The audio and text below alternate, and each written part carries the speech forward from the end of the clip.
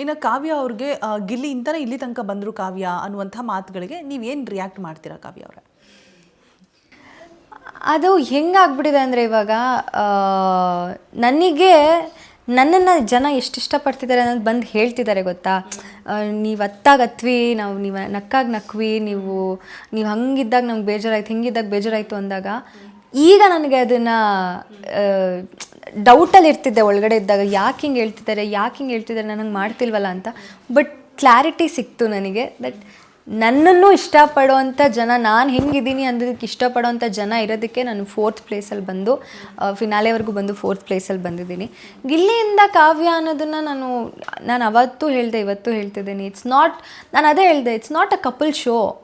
ಒಂದು ಜೋಡಿ ಆ ಥರ ಟಾಸ್ಕ್ ಇದು ಏನೋ ಶೋ ಅಲ್ವಲ್ಲ.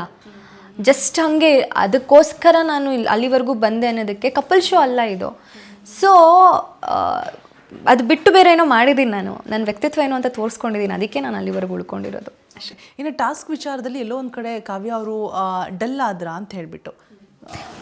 ಡಲ್ ಆದೆ ಅಂತ ಹೇಳಲ್ಲ, ಎಲ್ಲ ಟಾಸ್ಕ್ ಕೊನೆವರೆಗೂ ನಾನು ಫಿಸಿಕಲಿ ಅಷ್ಟು ಸ್ಟ್ರಾಂಗ್ ಇಲ್ಲ ಅಂತ ಅನಿಸಿದ್ರು ಕೂಡ ನಾನು ಬೇಡಪ್ಪ ನನಗಾಗಲ್ಲ ಅಂತ ಯಾವತ್ತೂ ನಾನು ಇದ್ದಿದ್ದೇ ಇಲ್ಲ.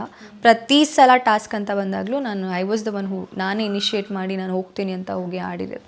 ಎಫರ್ಟ್ ಮ್ಯಾಟರ್ಸ್ ಅಷ್ಟೇ. ಓಕೆ, ಇನ್ನು finally big boss 3rd runner up ಆಗಿದ್ದೀರಾ. ನಾನು ಈ ಪ್ಲೇಸಲ್ಲಿ ಇರಬೇಕಿತ್ತು ಅಂತ ಹೇಳ್ಬಿಟ್ಟು ನಿಮ್ಮ ಎಕ್ಸ್ಪೆಕ್ಟೇಷನ್ ಏನಾದರೂ ಇತ್ತಾ? ಇಲ್ಲಿ ಇದ್ದಿದ್ರೆ ಈ ಪ್ಲೇಸಿಗೆ ನಾನು ಅರ್ಹಳಾಗಿದ್ದೆ ಅನ್ನೋದಾದರೆ? ನಿಜವಾಗ್ಲೂ ಇವಾಗ ಜನ ನನಗೆ ಏನು ಕೊಟ್ಟಿದ್ದಾರೆ, 4ನೇ ಸ್ಥಾನ ಏನು ಕೊಟ್ಟಿದ್ದಾರಲ್ಲ, ಅದು ನಿಜವಾಗ್ಲೂ ನಾನು ಪ್ರೀತಿಯಿಂದ ಒಪ್ಕೊತೀನಿ.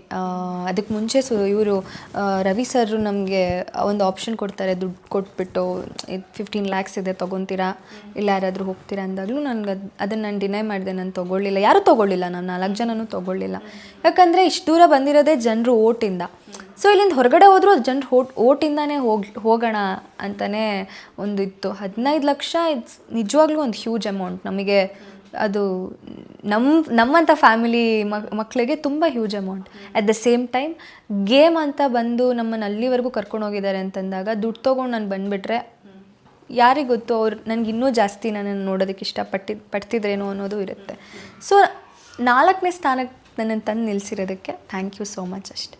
Fantastic, super. ಆ್ಯಂಡ್ ನಿಮ್ಮ ಆಪ್ತ ಸ್ನೇಹಿತರಾದಂತಹ ಗಿಲ್ಲಿ ಅವರಿಗೆ, ಬಿಕಾಸ್ ಯಾಕೆ ನಾನು ಅದನ್ನು ಪದೇ ಪದೇ ಒತ್ತಿ ಹೇಳ್ತಾ ಇದ್ದೀನಿ ಅಂದರೆ, ಕಾವ್ಯ ನಾವು ನಿಜವಾಗ್ಲೂ ಆ ಶೋ ನೋಡಿದಾಗ ಪ್ರತಿ ಹೆಜ್ಜೆಯಲ್ಲೂ ಎಷ್ಟು ಸಪೋರ್ಟಿವ್ ಆಗಿದ್ರು.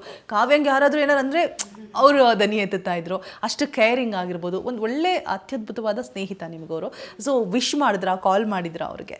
ಎಸ್, ಜಸ್ಟ್ ಇವಾಗಷ್ಟೇ ನಿಮ್ಗೆ ಬರೋಕ್ಕೆ ಮುಂಚೆ ಮಾತಾಡಿದೆ, ವಿಶ್ ಮಾಡಿದೆ.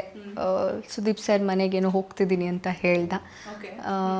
ಸೊ ಖುಷಿ ಆಗುತ್ತೆ. ಅಂದರೆ ನಾನು ನೋಡ್ತಾ ಇದ್ದೀನಲ್ಲ ಆ ಜನರ ಪ್ರೀತಿ, ಅವ್ನು ಖುಷಿ ಪಡ್ತಾರೆ, ಅವ್ನ ಮುಖದಲ್ಲಿ ಕಾಣಿಸ್ತಿರೋ ನಗು ಇದೆಯಲ್ಲ,